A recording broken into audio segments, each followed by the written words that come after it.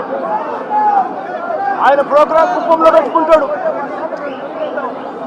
6వ తారీఖు, 7వ తారీఖు, 8వ తారీఖు పొద్దున 8వ తారీఖు దాకా తాను ఇక్కడే ఉంటాడు. తాను కుప్పంలో ఉన్నాడు అని చెప్పి మొత్తం పోలీస్ డిపార్ట్మెంటు, ఈ జిల్లానే కాకుండా పోలీసులు అందరూ కూడా చంద్రబాబు నాయుడు గారిని ప్రసన్నం చేసుకునే దానికోసం కుప్పంకు పోతారు. 6వ తారీఖు, 7వ తారీఖు, 8వ తారీఖు మధ్యాహ్నం దాకా చంద్రబాబు నాయుడు గారు ఇక్కడే ఉంటారు. చంద్రబాబు నాయుడు గారు మధ్యాహ్నం 8వ తారీఖు మధ్యాహ్నం దాని ఇక్కడి నుంచి బయలుదేరిపోతాడు.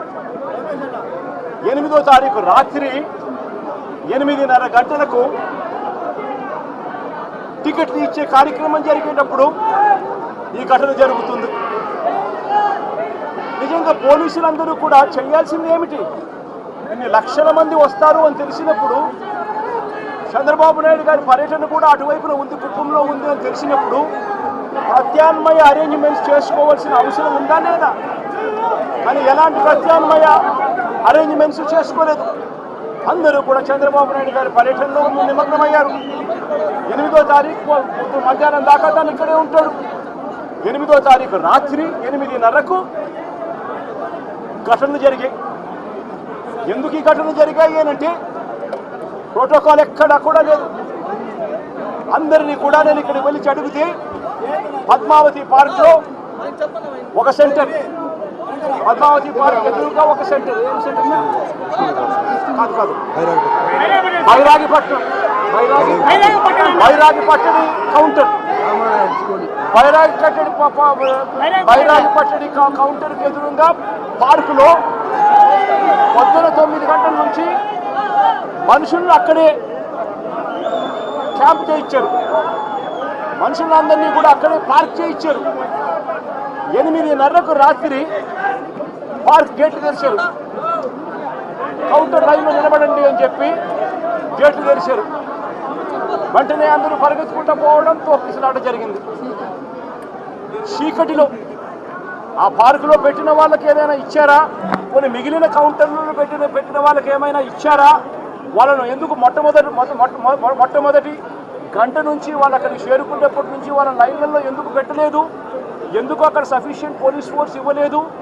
అక్కడ ఉన్న వాళ్ళ లైన్లో మొదటి నుంచి పెట్టడం మొదలుపెట్టి ఉంటే, అన్ని సెంటర్లలో కూడా పెట్టి ఉంటే ఈ ఘటన జరిగి ఉండేది కాదు. ఎక్కడా కూడా అలా చేయాల. అందరినీ కూడా వీళ్ళందరూ ఆయా సెంటర్లలో లైన్లలో పెట్టేదానికి ఎవరు కూడా పోలీసులు లేకపోవడము, పోలీసులు రోప్ పార్టీస్ లేకపోవడము, పోలీసులు లేకపోవడము, ఎవరు కూడా లైన్లలో నిలబెట్టలేదు. అందరినీ కూడా ఒక గ్రూప్గా ఫామ్ చేసి ఒక చోట కౌంటర్కి ఎదురుందనో కౌంటర్కి పక్కన అందరినీ పెట్టి ఆ తర్వాత అందరినీ కూడా టయానికి ఇడిచిపెట్టే కార్యక్రమం చేస్తారు. దీనివల్ల ఈ ఘటనలు జరిగాయి. ఇదే పోలీసులు, ఇదే చంద్రబాబు నాయుడు గారు ఎంత దిక్కుమాలిన అబద్ధాలు ఆడుతూ ఉన్నారు అనంటే, ఇదేదో ఒకే ఒక చోట జరిగింది, అది కూడా తప్పే. విష్ణు నివాసం వీళ్ళు ఫైల్ చేసిన ఎఫ్ఐఆర్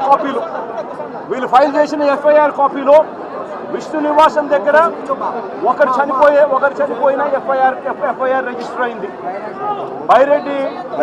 బైరాగిపట్టడిలో 5 మంది చనిపోయినట్టు మరో ఎఫ్ఐఆర్ రిజిస్టర్ అయింది. ఇక్కడ పోయి చూస్తే వచ్చిన వాళ్ళు రకరకాల అన్ని ప్రాంతాల నుంచి, రకరకాల కౌంటర్లు ఎక్కడెక్కడ ఉన్న అన్ని కౌంటర్ల నుంచి వచ్చిన మనుషులు, తొక్కిసలాటలో ఉన్న మనుషులు ఇక్కడ కనిపిస్తారు. కారణం ఏమిటి? టీటీడీ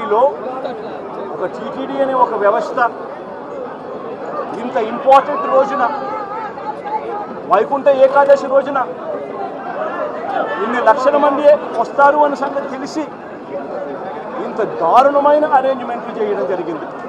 దీంట్లో బాధ్యులు ఒక టీటీడీ ఒకటే కాదు, TTD, entire SP, police department, collector, entire revenue department, వీళ్ళందరూ కూడా దీంట్లో భాగస్వామే, ఇంక్లూడింగ్ చంద్రబాబు నాయుడు గారు.